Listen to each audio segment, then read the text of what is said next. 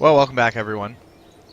This is going to be part 5 of our series of KSP career mode. If you've been watching the last few parts, you can see that part 3 and part 4 were riddled with failures, but hopefully today is going to be very different. So, we're going to get started. Here's the situation. We have Jebediah trapped on the moon. We have some contracts active, 2 of them to rescue people from the orbit of the moon. We've got some new contracts, but we're not going to worry too much about those right now. We have 29 science, which means we can't unlock anything. We spent our last little bit on heavy rocketry to get some of these engines and boosters that we're going to make use of. So here's the plan. I'm going to build a rocket. I'm going to go complete these 2 rescue contracts here. Which are going to involve getting into orbit on the moon and then adjusting our orbits to do an intersect. I think if we build a rocket with enough delta V to pull that one off, we might be able to use the same rocket to go and rescue Jebediah, but we will see, or at least reuse the same booster. So let's go ahead and get started.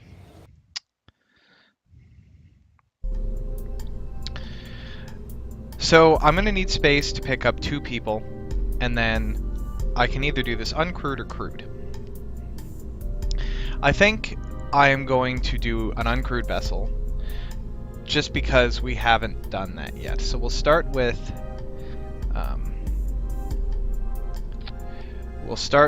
a Probidobidine Octo, and under that we will put our hitchhiker storage container, which will be what we use to pick people up. We're going to put solar panels on this, but I also want to add some batteries. Now some solar panels. Now this is going to be very important to have the solar panels here, because if we don't do this, our probe, or our automated control here, is going to run out of power. And when that happens, we're going to be in quite a bit of trouble. So, actually did not center those very well. Maybe the best we can do. Okay, so we've got the batteries, we've got some panels. We pulled down a ton of science, but I'm still going to throw some science experiments on this. Unfortunately, don't have scientists, so we won't be able to reset any of these, so I'm going to take 4 of each. The bottom of this has got to be a heat shield so that we have some hope of surviving re-entry. And parachutes. We need parachutes. So I'm going to go ahead and put these. I'm not too worried about blocking the rest of that ladder. Want to have enough parachutes to make this work. Now, we also want to be able to land this. Well, we're not going to worry about landing it on the moon right now. So we've got our hitchhiker storage container. It's got batteries. It's got solar panels. It's got a little bit of science. I'm actually going to go ahead and pack some science juniors here too, because why not? It's got parachutes, so this thing should be able to re-enter without too many problems. So what's next? Now we have to start talking about how we're going to get this thing. So what I want is a decoupler. And then a big fuel tank and a poodle.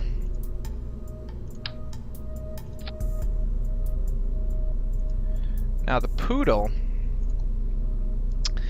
is a bigger version of the terrier that we were using before. It's not going to give us as much delta V as I had. Oh wait, sorry. Tons of delta V. So that should be more than enough to do all of the orbital maneuvering and returning home that's going to be required of this. So we're going to use that to do all our maneuvering at the moon, but we need to launch this into orbit. So we're dealing with a fairly large spacecraft, 20 tons or so.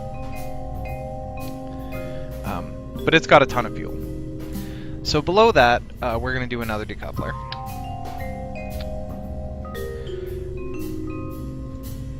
And then we're going to get to use a new engine here called the Skipper.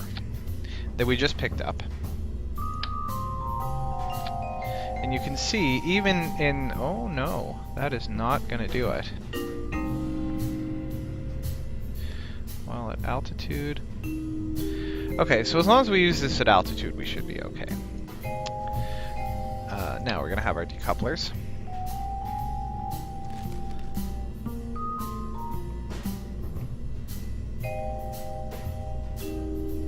Actually, I'm going to stick a second poodle stage, and that is going to be our lunar transit stage. You can see it's got more than enough delta V for that purpose.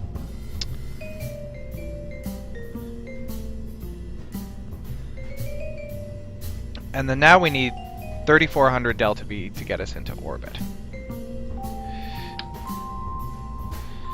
So I think we can best accomplish that this way.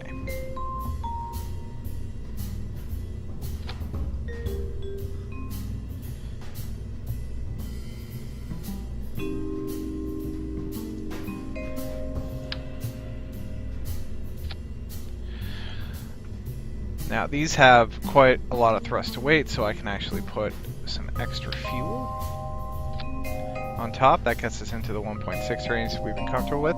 So that gives us 2,700 delta V. Now I can probably bolt some solids onto this and then call it a day. Let's see if that's viable.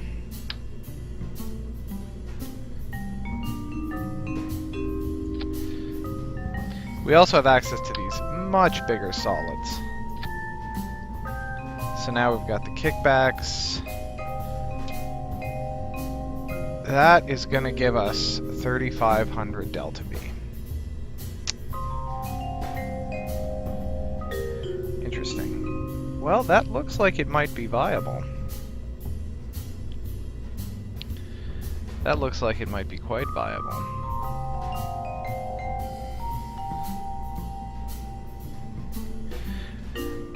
Well, you know what I'm going to do?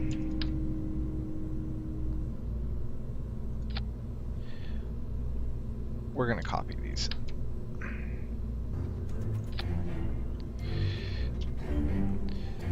So we're going to launch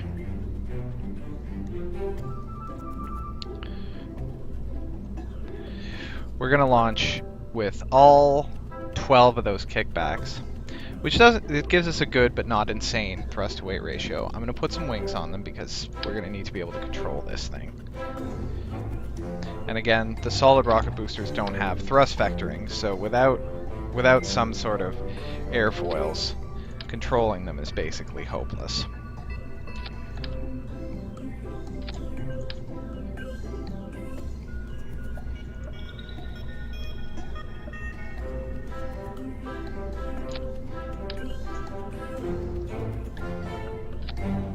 Okay. So here's the plan. We're going to launch, then we're going to blow all of these solid boosters off. Then we're going to go to the 4 large liquid engines, which are going to carry us the rest of the way to orbit. Then once that's done, we're going to skip to the first orbital engine, the first orbital stage, which we may need to use to do a little bit of our circularization, but should have enough delta V to get us to the moon. Then we're going to jettison that once it's empty. We'll use this top stage to do our orbital maneuvering to rescue the 2 stranded astronauts, and then we will come home. Now, the one thing that I want to add to this is reaction wheels. So we don't have any reaction wheels in the pod itself, because this is not a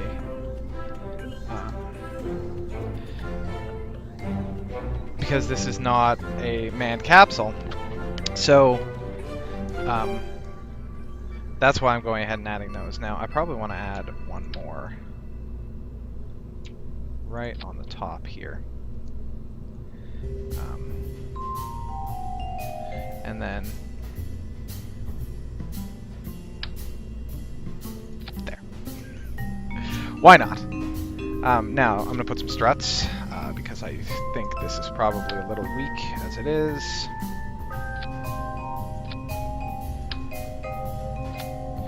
And if you watched either of the last two videos, you will see just how disastrous things can get if you do not secure them properly. Because I got all the way up into orbit, cut my engines off, then the ship started wobbling. And what happened after it... I think that strut's lost for good. What happened after it started wobbling was that it basically blew itself apart.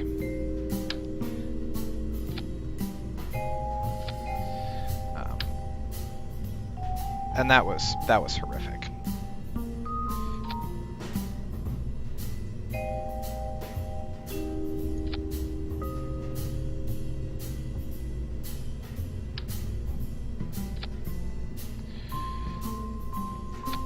But it was a good example of how not to do any of the things that I did, because the last two streams, videos, depending on how you were watching it, have just been a disaster from top to bottom. So we're going to try it this way. I'll put some aerodynamic nose cones on the solids and on these. Why not?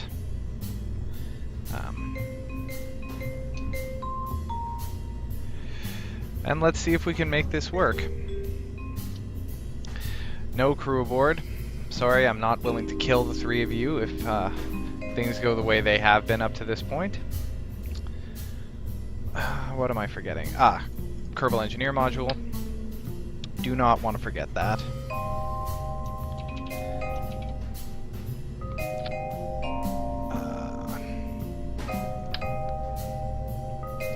I'm going to stick a Commutatron on top of this nose cone.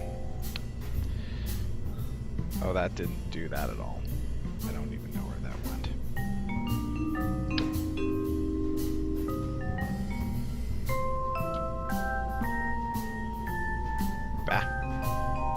Let's put it out here. Alright, so we got solar panels, we got all that. Poodles luckily do make electricity, so the solar panels will be less critical. The Terrier did not. And we're going to call this success. Oh, I can't do a question mark. Well, we're going to do an exclamation point. Why not think positive? Alright, let's launch.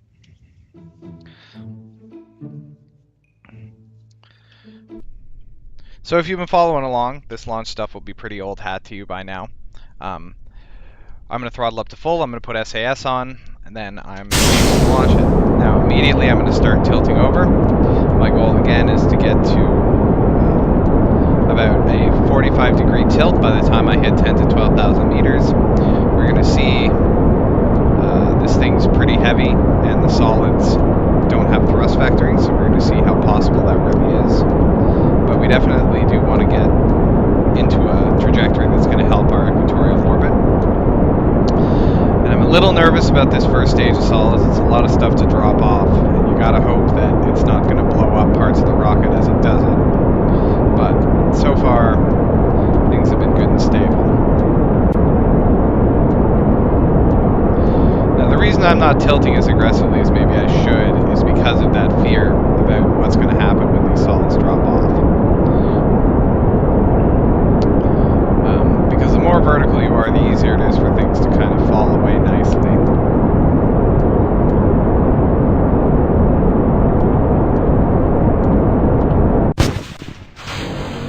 Come on. Oh, we were very lucky. Alright, well, now we've got big engines and thrust vectoring. Our apoapsis is already very high, so I gotta get this rocket tilted over.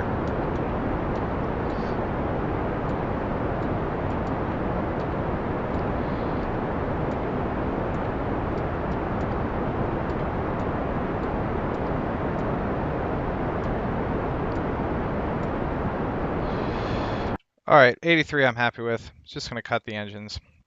The skippers are a great second stage because they're very, very efficient in the upper atmosphere and in space. Although they're way more balanced than something like a Poodle. We'll unlock some bigger engines later on that will be even better for that big push off the first stage. But doing it with solids, if you can get away with it, is a pretty good way to do it. All right, so we're just about in space. I'm going to get our maneuver node set up to do our circularization burn. You don't have to do this with maneuver nodes. Obviously, I did it without them in some of the earlier videos, but I definitely prefer it. As you can see, because our orbit is not very circular as it is, in order to get the periapsis above 70, we're going to burn a lot raising our apoapsis, but that's all right, because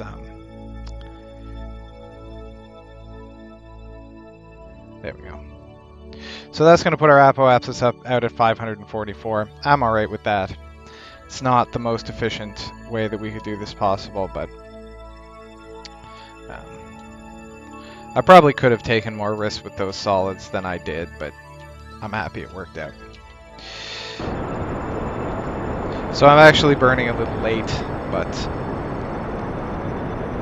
because you can see the node is in 23 seconds and I have a minute and a half left to burn and to do, but I think everything's going to work out in the end.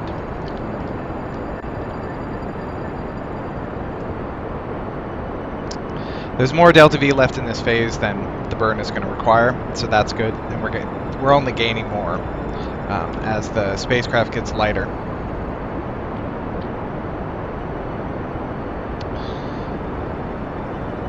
No electricity problems. I did put parachutes on this thing, right? Yeah.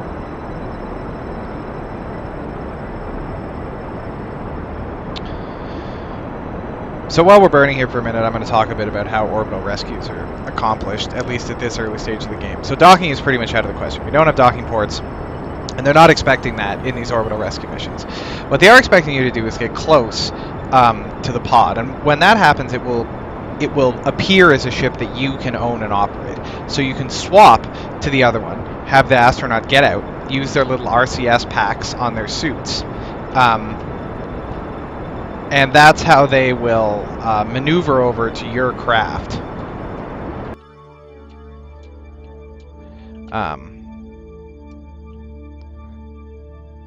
Now this is bad because my periapsis is a little low, so I'm actually going to try to cheat, and I'm just going to go straight up.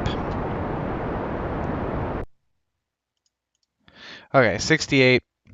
It's fine. It's basically out of the atmosphere.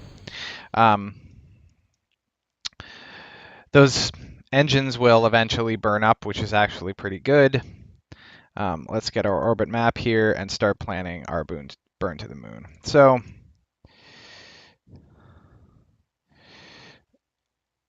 oh, way too much delta V there. But you see we're getting an encounter pretty much right away. We actually don't want to bring our periapsis too close because we're trying to do, actually that's going to be pretty much perfect. Now the estimated burn is certainly not going to be 13 minutes. That's because we haven't started up our engine yet. It's actually going to be 1 minute 50. Now, having the one reaction wheel is basically the only thing that's allowing me to turn this in even a somewhat reasonable fashion.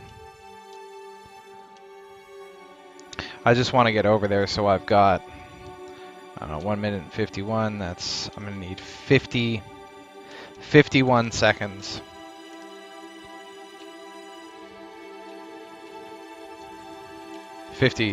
Sorry, 56 seconds on either side of the node. Again, this phase has 1500 delta V. I'm going to use 500 to get to the moon.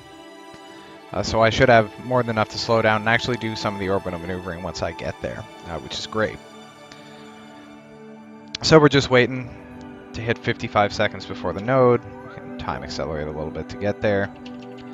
All right, 56, 55, here we go.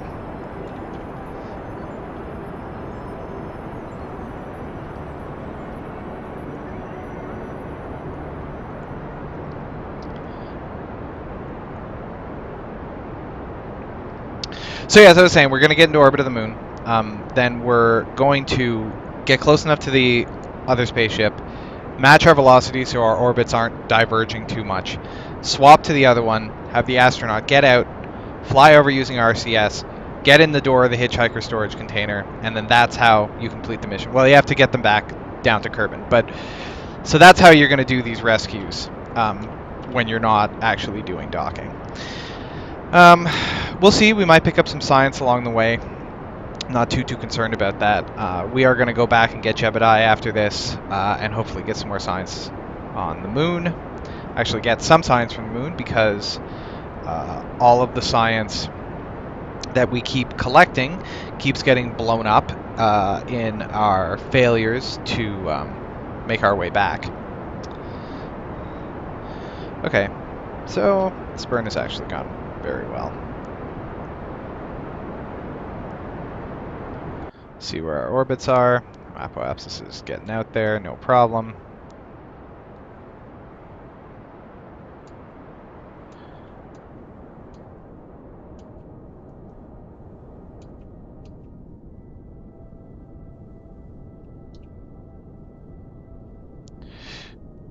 Alright.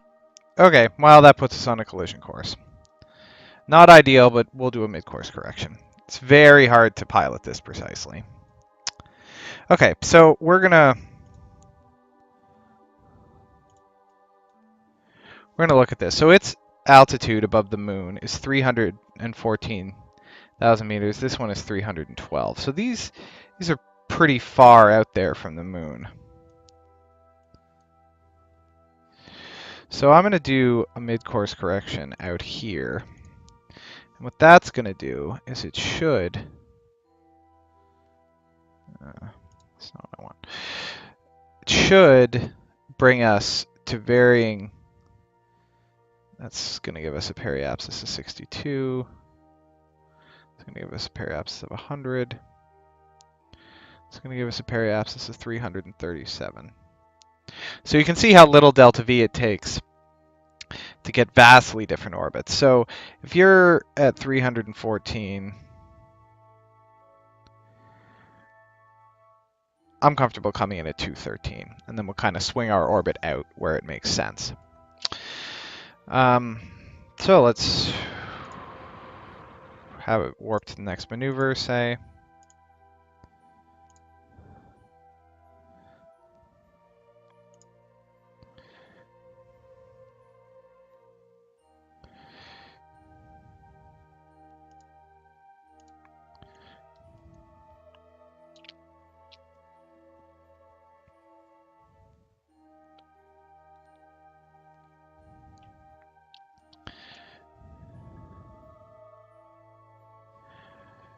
It isn't going to matter too much when I execute this burn, so I know I'm a little long, but...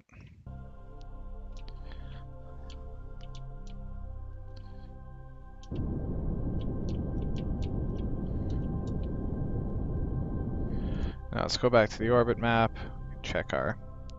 Actually get rid of this node and just check our anticipated lunar periapsis. Like so.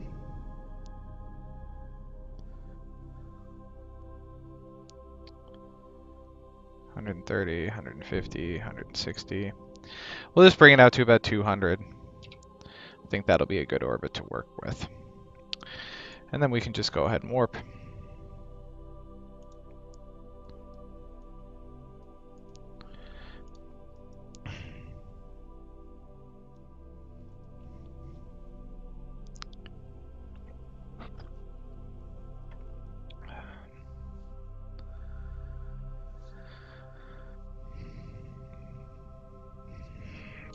I'm going to manually warp us into the sphere of influence. So what I'm waiting for here is when we make the sphere of influence transfer, then we can start planning our maneuvers a little bit here.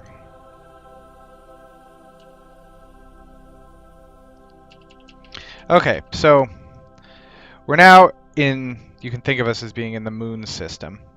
And let's go after Milgy's wreckage first. So we're going to right-click on it and set as target. We're going to add a maneuver to slow down. And I want to zoom in on this because I think we can actually get ourselves a pretty decent first encounter. almost right off the bat.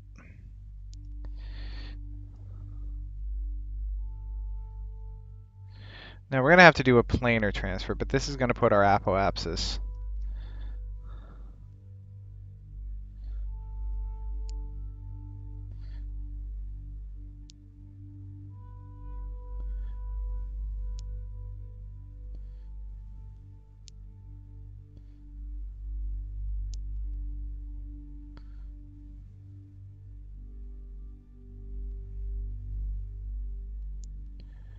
Okay, that's not bad. That's going to give us something close.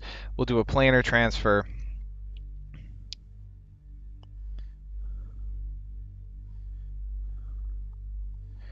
So let's just reduce the amount of delta V that we use on this. Okay, so that's going to put us, it's going to put us into an orbit that's at least somewhat reasonable. And then we're going to need to expend all that delta V to slow ourselves down later, but we can do the planar transfer first and do all this other stuff. So that's going to be in an hour. I'll go ahead and get us lined up, and then we'll warp to the maneuver node.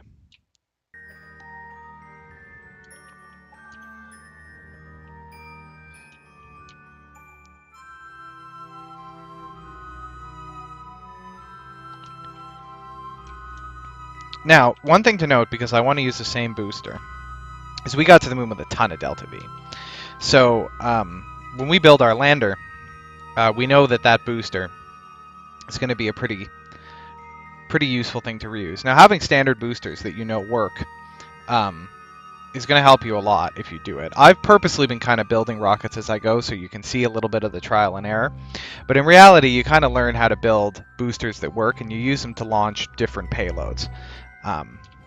Because you know that, they don't fall off and parts explode, they're not unstable, that sort of thing. Plus, it does save you a bit of time. So I'm going to go ahead and get warping. Warp to next maneuver.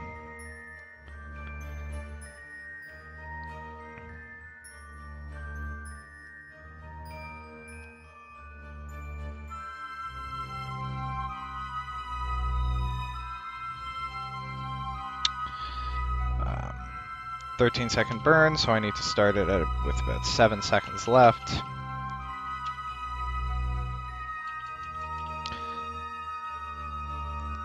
Three, two, one, burn.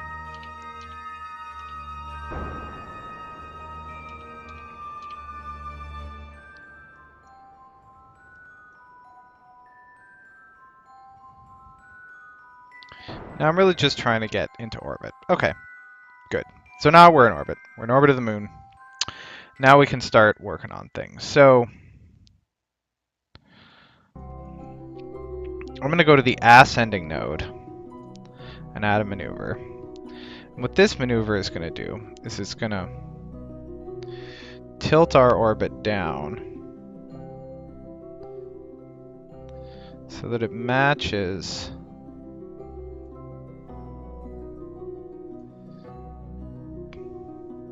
the orbit that we want. Now that's going to throw our intersects all out of whack, but that's okay. At least the plane of our orbit is going to look good, I think. Yeah, that looks pretty good. Okay, so this is it's going to be a short burn. I'm going to get aligned, and then I'm going to time warp us over there.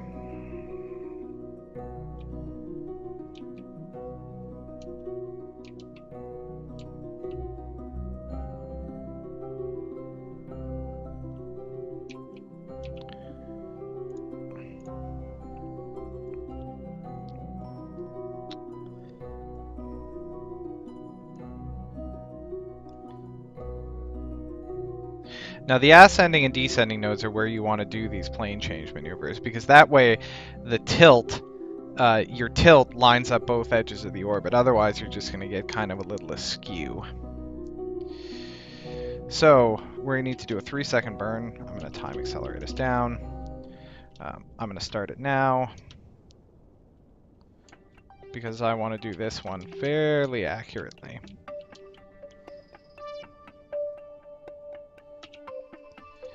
Alright, so we basically mash planes. That's going to be good enough. So now we want to go up to our apoapsis and add a maneuver. What this is going to do is it's going to push the periapsis out so that we get a nice close encounter.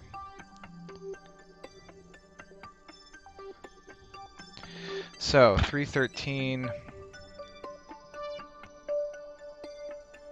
098.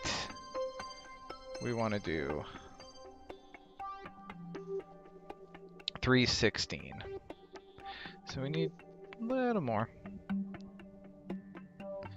Periapsis 321. 320. 315. Okay, that is pretty close.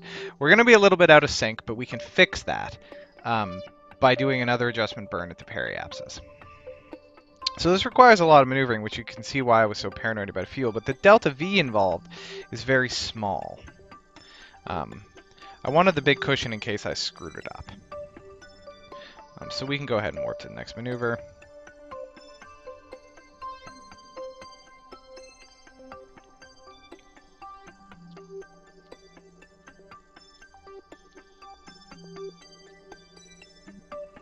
Oh, and I've done something terribly dumb. Because I am now orbiting in the opposite direction. Okay, so we're gonna go after Dilly's shipwreck, which has the same-ish altitude, 310, 315.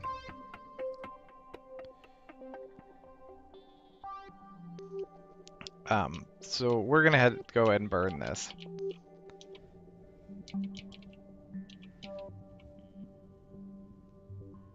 And you can see our periapsis. We want to get that into the right range. Whew. We're gonna have to do another plane change maneuver. That was dumb. I should have looked at that.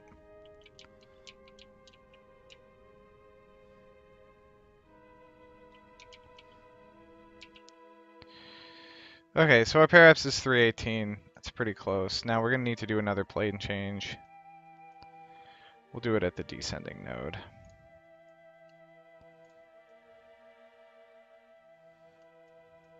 Get you out of the way, flight engineer. Because our orbit's nowhere near that.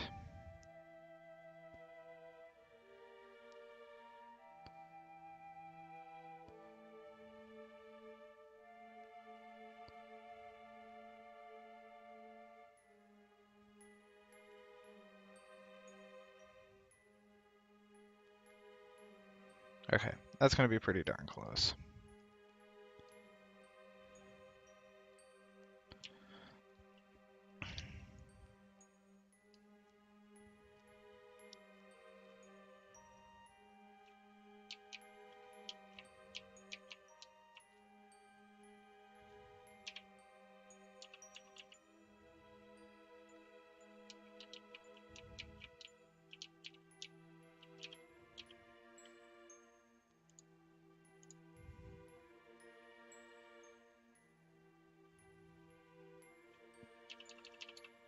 Alright, so I'm going to warp us to the next maneuver again here. We're going to plane change to the one that we actually have some hope of capturing.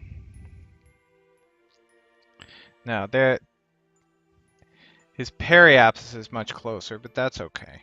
That's alright. Let's fix this, and then we'll bring the apoapsis down, which we're going to have to do anyway. So again, very short burn.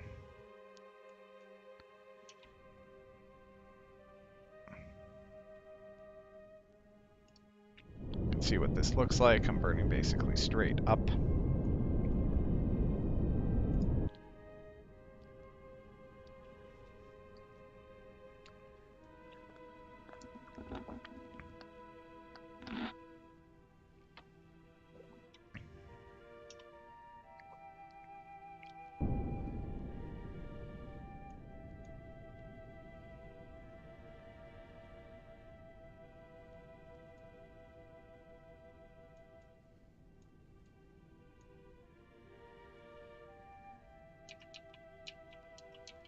Now I know that blue thing isn't in the same place, but I'm just gonna keep burning.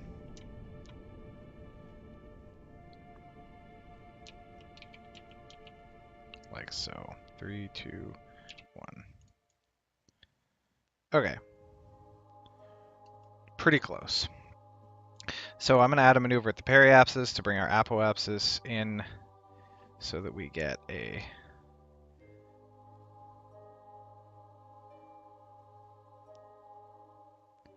decent rendezvous. Now you can see that we actually need to torque our orbit over a little bit.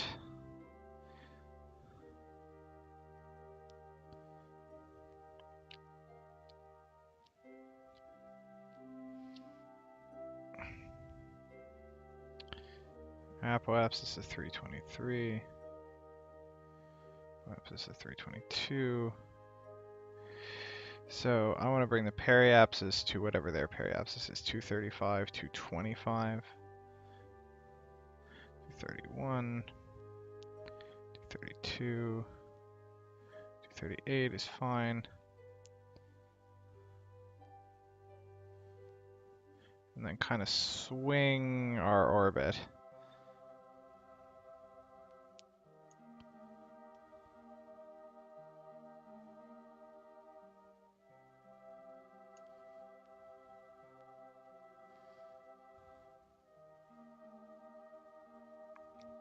And that's going to give us two intersects. One of them at 2.5 kilometers, one of them at 25 kilometers. So I'm very happy with that one. And then what we're going to do is swing over to our periapsis and bring the apoapsis in, and then we should be in good shape.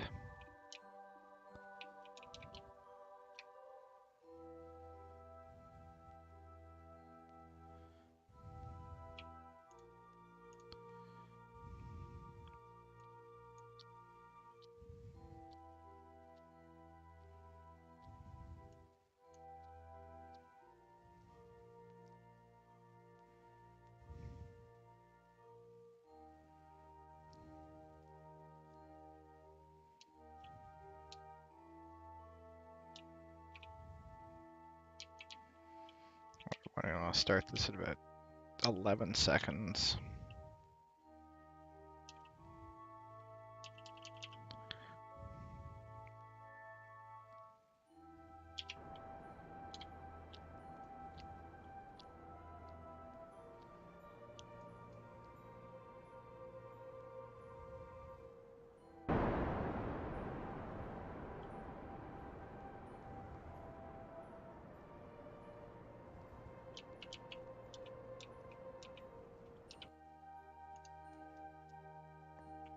So intersect 1 and intersect 2 are both going to take place there.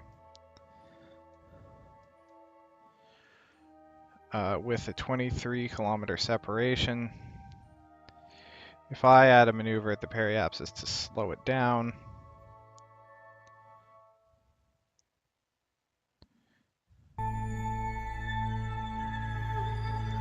that's going to give us a closest approach of 11.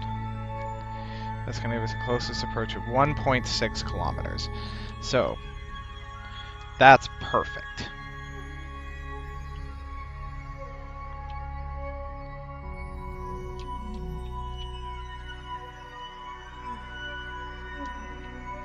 And then when I get there, I'm going to show you how to use target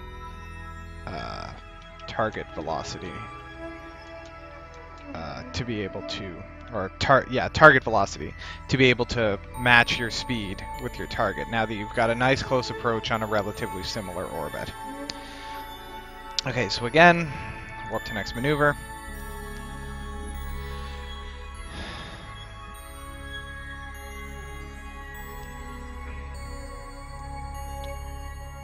I think you should actually be able to see the target. Maybe not.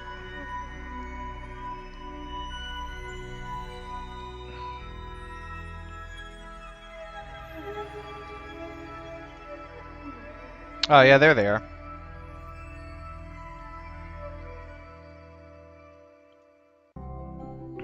So you can see we still have a relatively high relative velocity.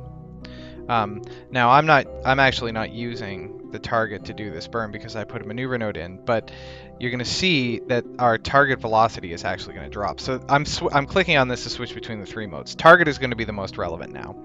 So I'm within 21 kilometers. That's actually not close enough to trigger the transfer of control over to the ship. You have to be much closer, but this burn is going to help a lot with that.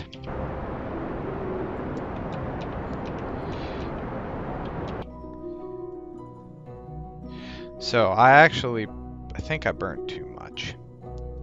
Yes, I did. So I'm actually gonna flop around prograde. Orbital prograde. And speed up a bit in hopes that I can bring these intersects a little closer.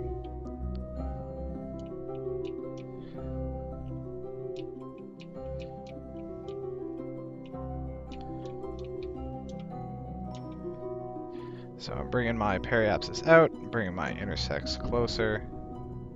90, 80.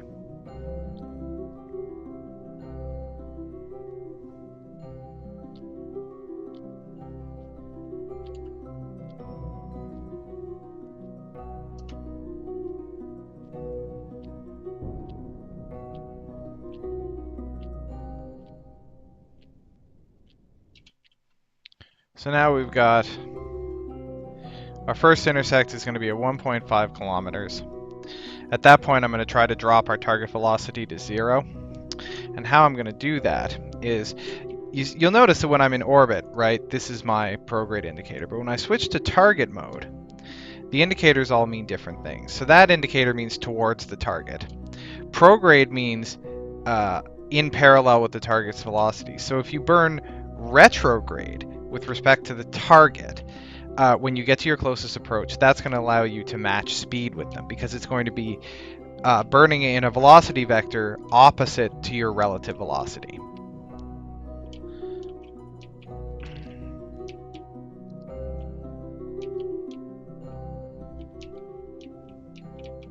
And when I start burning, you're going to see this number drop. So I'm going to warp to here.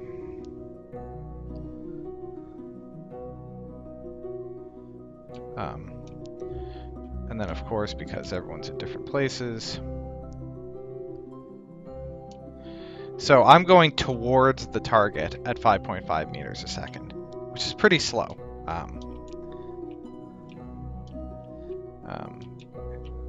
But I want to drop that way down. Way, way down.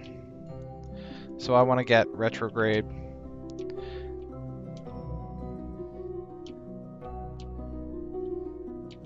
And I basically want to stop. 1.5 kilometers is pretty darn close, but I want to stop. And once I've stopped, then I'm actually going to burn towards them.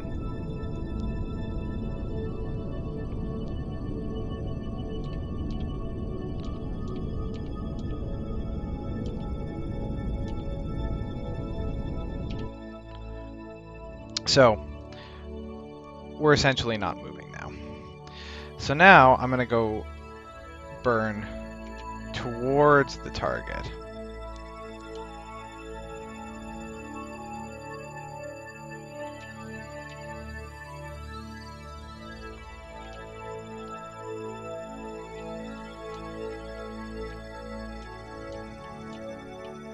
And I'm going to do this just to get a little closer.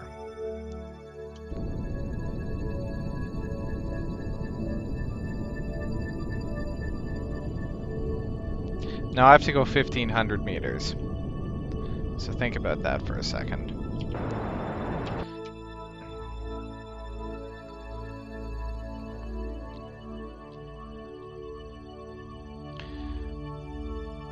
So at 10 meters a second, this is going to take me 2 minutes.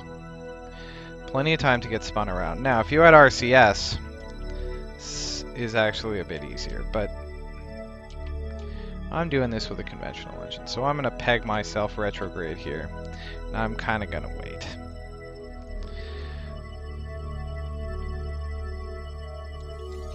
Because I want to be within like 100 meters to make this as easy as possible.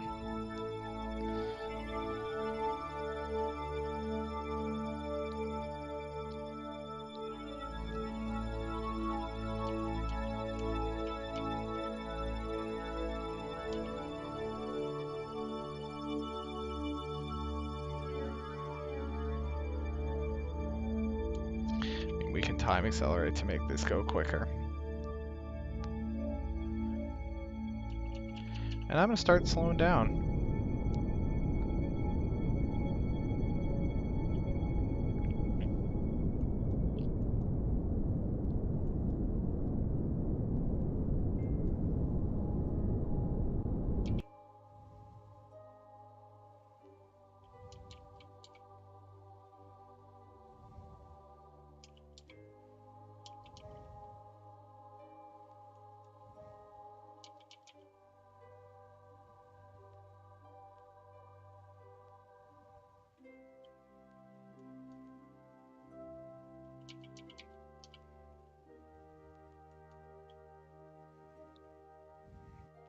So there's Dilney's shipwreck. I'm gonna drop my velocity way down now. Try to zero it out, or as close to zero as possible.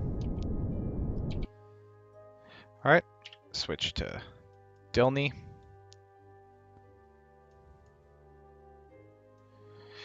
Dilney, you're going EVA. Turn your RCS on.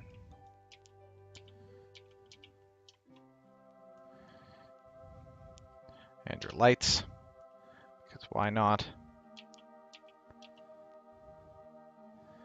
And you're getting saved, Dilney.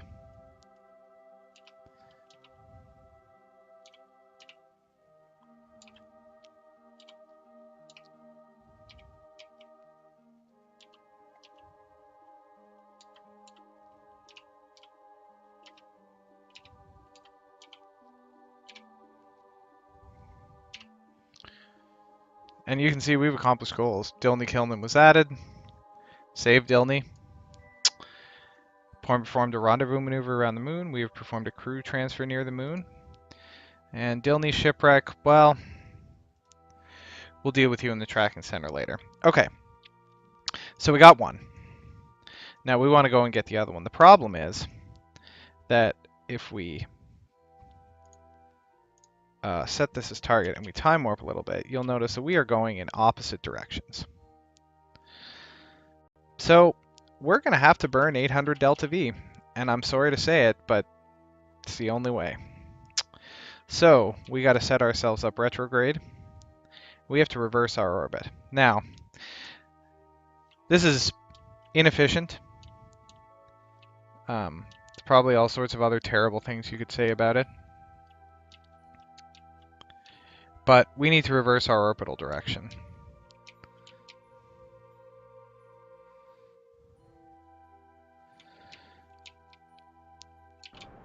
So here we go. So you'll see our orbit is actually going to turn into free fall, just falling straight at the moon.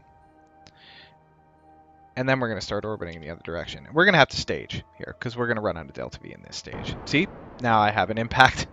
I'm going to smash into the moon if I keep doing this, but I'm high enough up that I'm going to get away with it.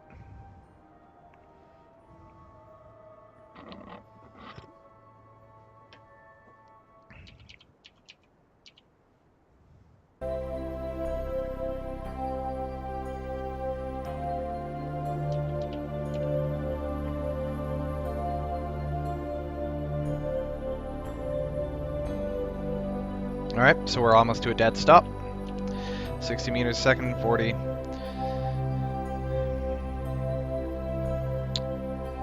And now we are orbiting in the other direction.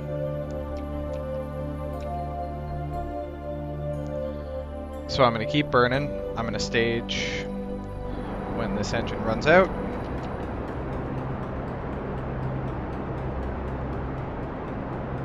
Which is great, because this engine's going to crash into the moon. Goodbye, engine. See you in hell.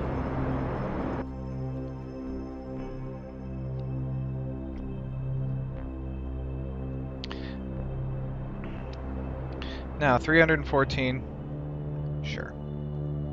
Let's push our periapsis out to about that, or our apoapsis, rather.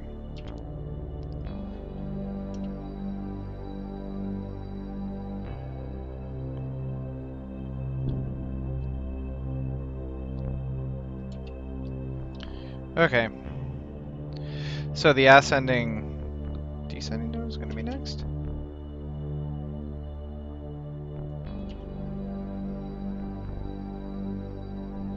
Ascending node is going to be next.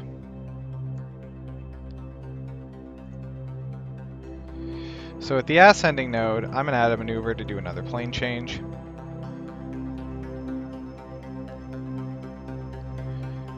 Plane changes up to the correct orbit.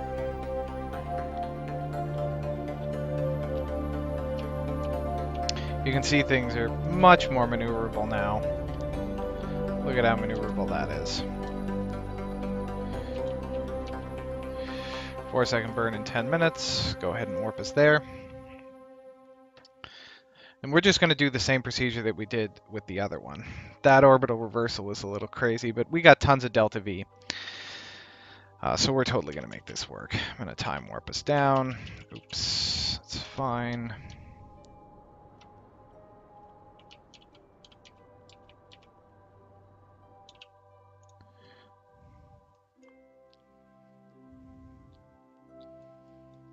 Okay, our orbits are in sync, but our periapsis and apoapsis are completely out. So let's go ahead and push our periapsis to there. I think maybe we want to...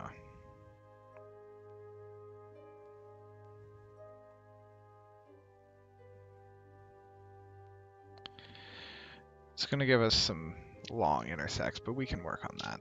Okay, so that's in another hour. I'm going to go ahead and warp to the next maneuver.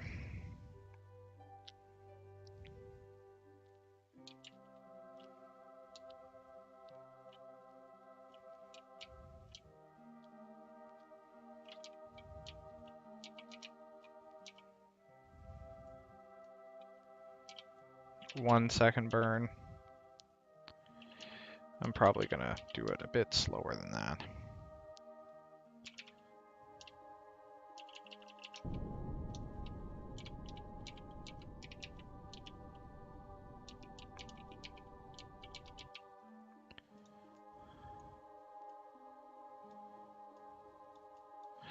Okay, now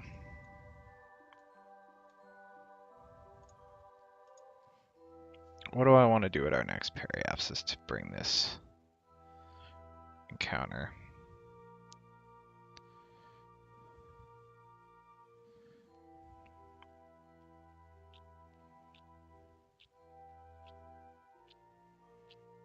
Throw that node away.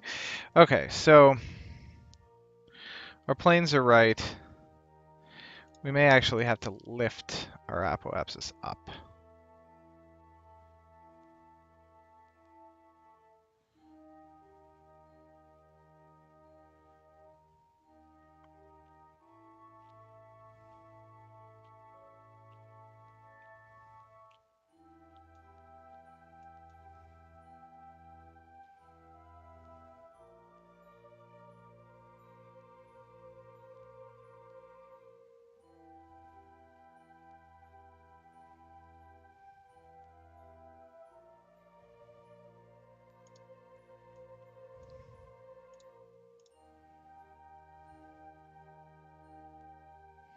Okay, that's going to give us an 11.9 intersect,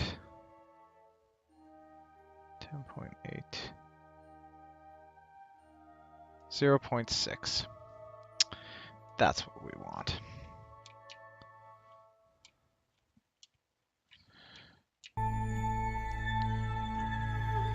It's going to be a very, very small burn, but it's going to be enough.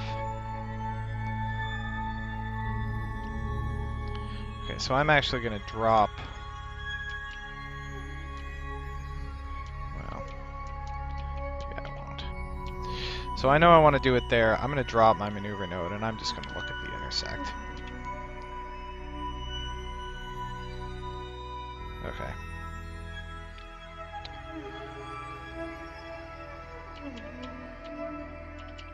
So I'm going to warp to here.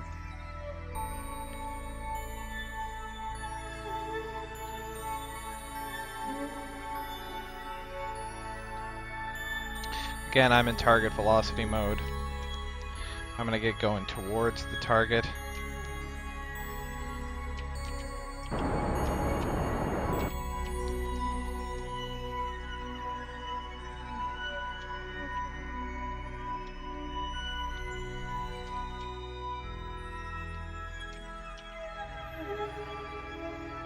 Actually, I can go faster than that. Got 6 kilometers.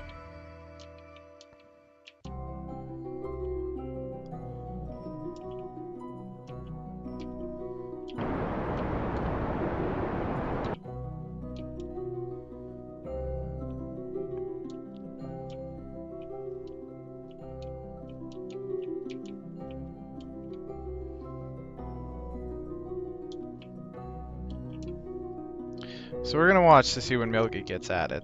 5 kilometers isn't gonna be close enough, but it is gonna happen soon. I'm gonna time warp here.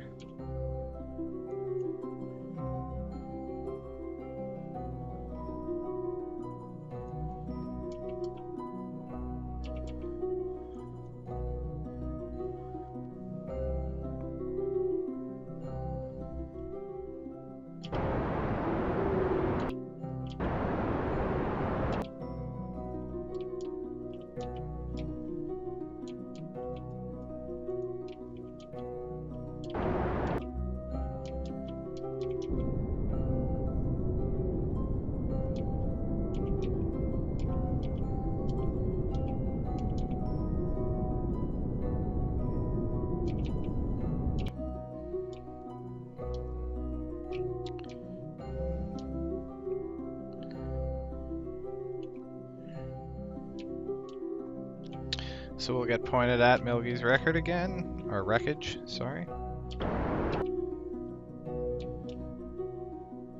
Pop over there, get close, do exactly the same thing we did last time. Then, we're gonna call it a day and go home.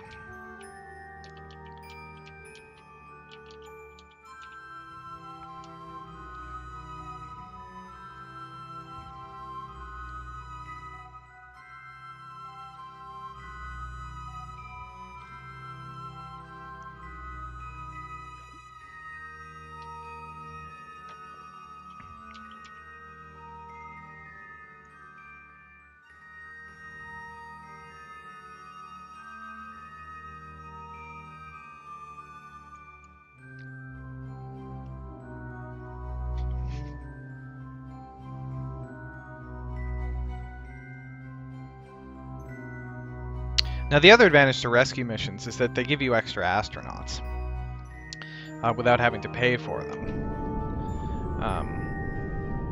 So I actually like doing these for that reason.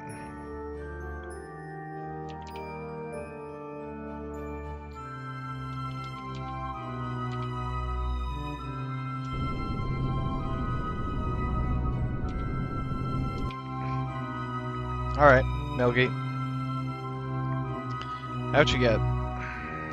RCS.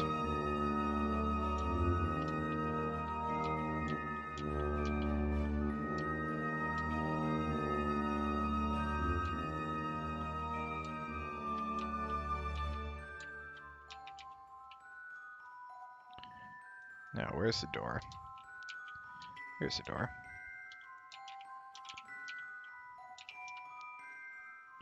Grab. Board. Alright. Milky Kerman is now part of the space program crew. Save Milky Kerman complete. Okay. Well. Let's turn ourselves prograde orbit-wise.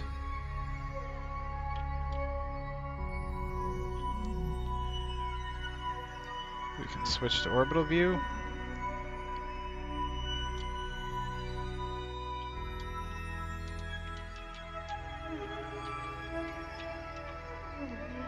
And let's go for it.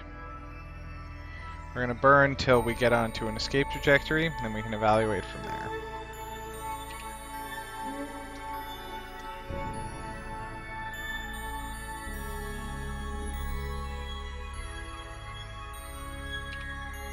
There. It's a crummy trajectory, but it is what it is.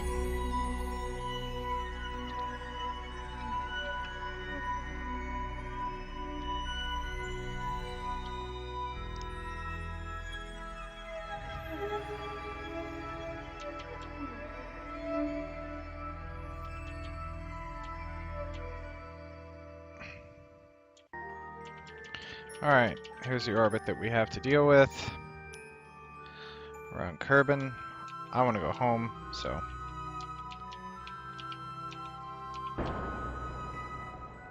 Whoa, that's weird.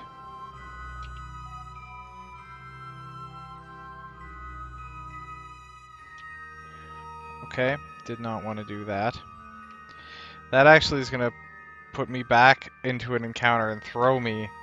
This is a gravity boost. It's going to throw me onto another, even worse trajectory. So, let's not do that.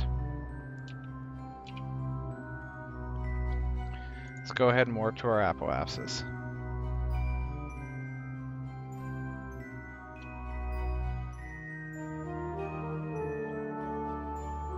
Okay, whatever.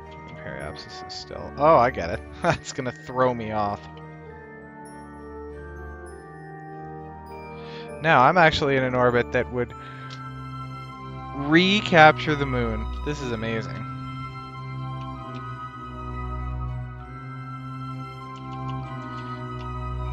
I really should get better at the orbital mechanics math of this, but...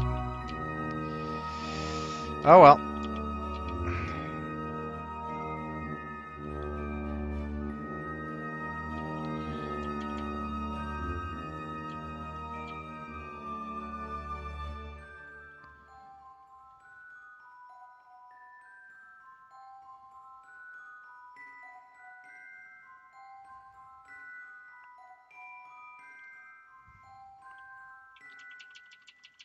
Okay.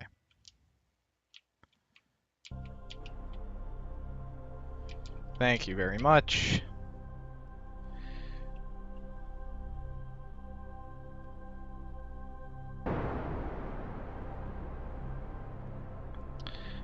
Drop my Kerbin periapsis into the atmosphere.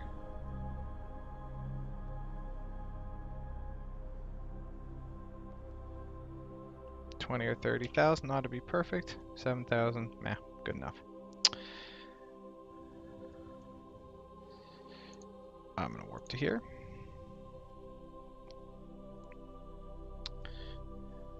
No, I had 2,000 extra delta V. 2,000. I'm just gonna time warp until I hit the atmosphere. Boop. Where it will end the time warp for me.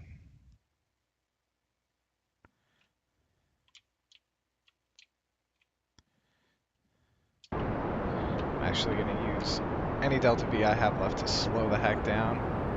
You know what, screw it. I have a heat shield. Bye-bye, engine.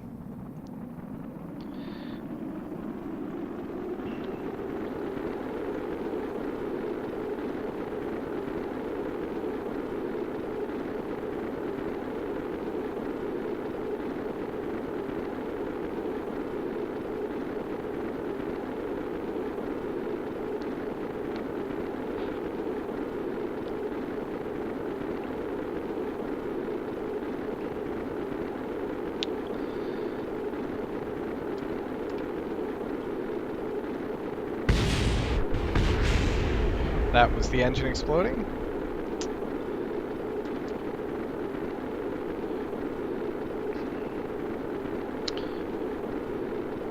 We are dropping through the sky nicely. We're going to land over these mountains, it looks like.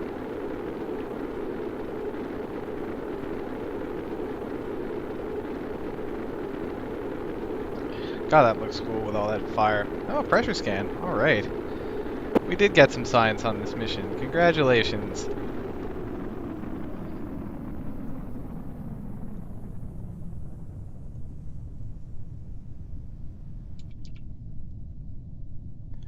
Alright, now we just wait for our parachutes to be okay with deploying.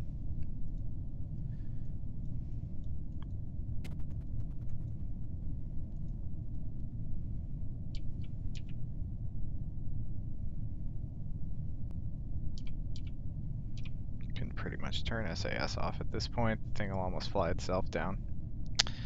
I'm gonna go ahead and pop the chutes. And I'm gonna time accelerate because I don't need to watch this. Neither do you.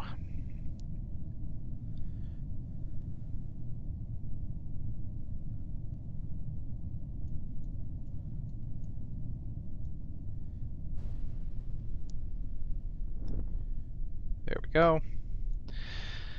It's going to slow everything down. Now you notice that this is always sea level, but we're actually only 500 meters above the ground here. We've got our 2 rescues.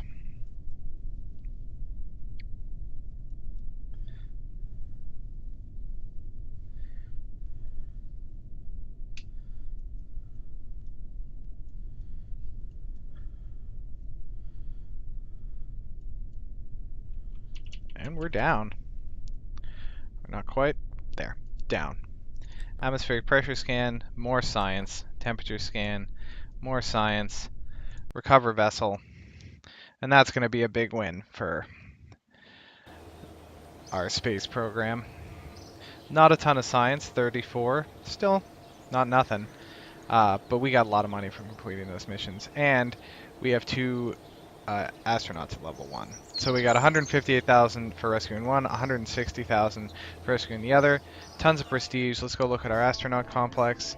One is a pilot, one is a scientist, which is, in my opinion, just about the best possible outcome, because now we have 2 scientists and 3 pilots once we get Jebediah off the moon. This is just spectacular. I'm really happy with that. Now you notice it costs 93,000 funds, and relative to our funds, that's a lot of money. So each of these astronauts was worth far more than the money that we got just for picking them up. So this is great. That satisfied 2 contracts. We're down to these other ones. Rendezvous 2 vessels in orbit of Kerbal. Well,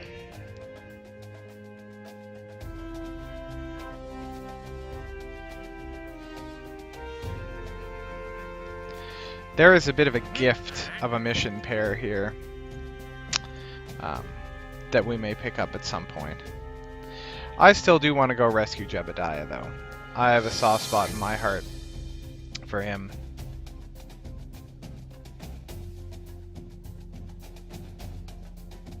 And I think what we're going to do now is I'm going to end the stream here. I'm going to take a quick break. Then I'm going to come back, and we're going to go and try to rescue Jebediah. So, thanks for watching, either live or after the fact. I hope you learned something. I hope you had fun. I sure had fun doing it. And I will see you next time, probably just in a little bit. So, bye everyone.